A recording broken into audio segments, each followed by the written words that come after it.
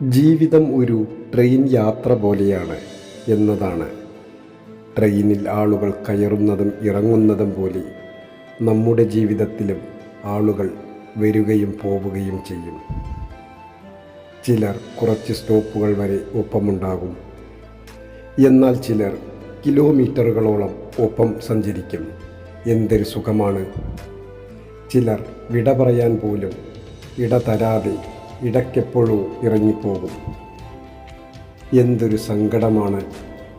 ഹ്രസ്വമാണെങ്കിലും ദീർഘമാണെങ്കിലും ഓരോ യാത്രക്കാരനും നമ്മളെ എന്തെങ്കിലും ഒക്കെ ബോധ്യപ്പെടുത്തും. എല്ലാവരുടെയും ഒരേ യാത്രയല്ല എന്നതാണ് അതിൽ നമ്മൾ ബോധ്യപ്പെടേണ്ട ഏറ്റവും വലിയ പാഠം.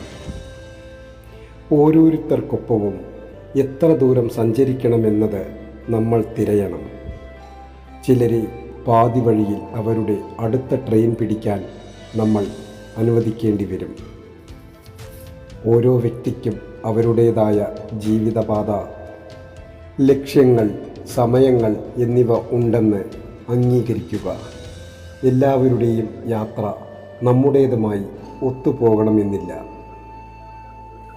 യാത്രക്കിടയിൽ വിട്ടയക്കുന്ന ബന്ധങ്ങൾ അതിൻ്റെ മൂല്യത്തെ കുറയ്ക്കുന്നില്ല, അതിൻ്റെ മാറ്റ് കൂട്ടുന്നുമില്ല എന്ന് എന്നും യാത്രയെ സ്നേഹിക്കുന്ന ഒരു സഞ്ചാരി.